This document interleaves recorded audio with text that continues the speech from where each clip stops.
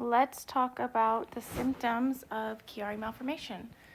Um, it can be different for everybody. For me, it started out as what I thought was horrible sinus pain and pressure and headaches. That would last from weeks to months to it ended up being years, and I still have them. I always have a headache every single day. Severity comes and goes, pains around your head, base of the skull pain, temple pain. You could have any kind of pains in your head, really.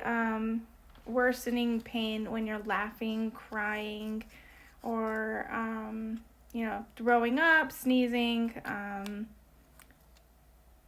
And it could be pain that followed an accident, whiplash, or it could have just had an onset and you can't really find the cause of it. But Chiari can manifest in a lot of different ways. And then I have severe neck pain all the time. It can be really bad spine pain, back pain, facial pain. My cat is doing the funniest thing right now because he wants up.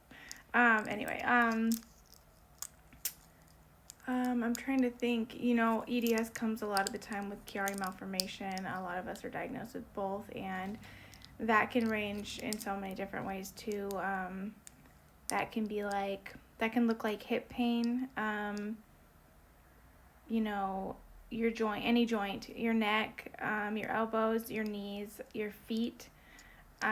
There's several different key markers for EDS.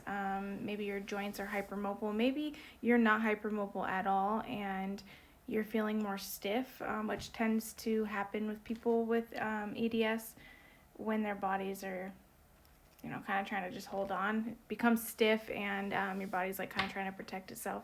And that can also happen with people mostly over the age of like 40 that have, EDS.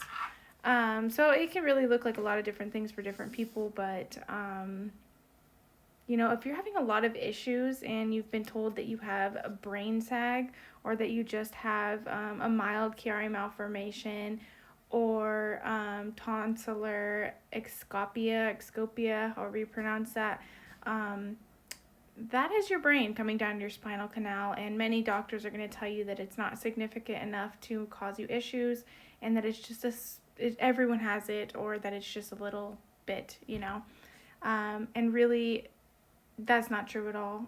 If you're symptomatic, your Chiari could very well and most likely is the reason why it's causing you all of these problems. And your doctors are, brushing it off. So, not everyone needs the surgery, but if you're super symptomatic, not getting the surgery could cause you more issues as it can be progressive. Your brain can continue to protrude down into your spinal canal. It could stay the same. It's really per person, but there is people that have a Chiari malformation that were told it was just a mild one or a small one or slight, that end up in really bad situations where their limbs aren't working, they have gone blind, they have become bedbound. No. And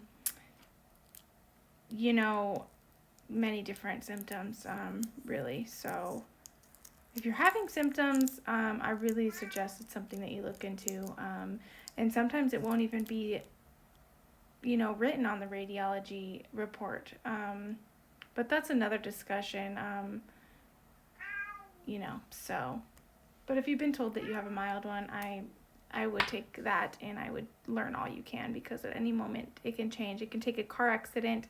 It can take whiplash. It can take just lifting something super heavy to pull that brain down. Even having a baby, pushing and straining is not good when you have Chiari, because a lot of women become symptomatic and diagnosed with Chiari after they've had a baby, because it actually pulls down on the brainstem and pulls that brain down even more into your spinal canal, because you have Chiari underlying and had no idea.